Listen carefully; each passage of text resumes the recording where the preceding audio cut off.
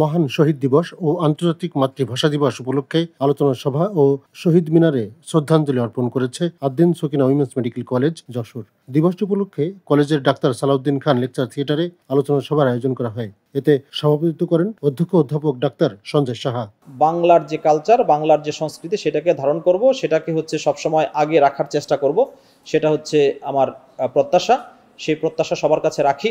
21শে ফেব্রুয়ারি সকালে প্রভাত ফেরির মাধ্যমে সরকারি এমএম কলেজ মাঠে নির্মিত শহীদ মিনারে ভাষা শহীদদের প্রতি শ্রদ্ধা নিবেদন করেন কলেজের শিক্ষক ও শিক্ষার্থীরা।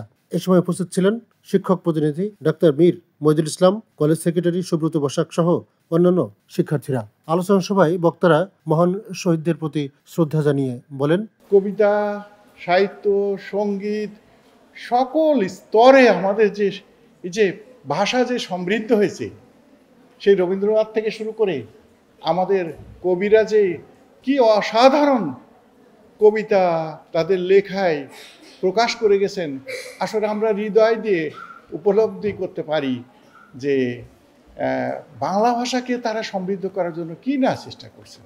আমরা বাংলাকে ভালোবাসবো, বাংলাদেশকে ভালোবাসবো, এই ভাষা যাতে বিকৃত না হয় সেটা আমরা সবসময় মনে ধারণ করব। এছাড়া বক্তব্য রাখেন কলেজের শিক্ষার্থীরা। আলোচনা সভা শেষে সাংস্কৃতিক অনুষ্ঠান অনুষ্ঠিত হয়। তারা এই ভাষার জন্য নিজেদের জীবনকে আত্মাহুতি দিয়েছেন। এই শহীদদেরকে আমরা ভুলতে পারি না, এদেরকে আমরা ভুলবো না।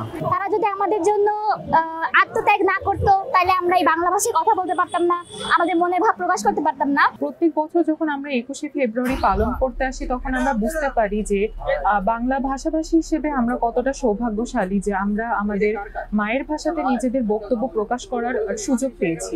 এই সুযোগটা সম্পূর্ণরূপে ভাষা শহীদদের জন্যই হয়েছে। তারা যদি তাদের জীবন আত্মত্যাগ না করতেন তাহলে আজ আমরা বাংলাকে নিজেদের মাতৃভাষা হিসেবে কখনোই পেতাম না।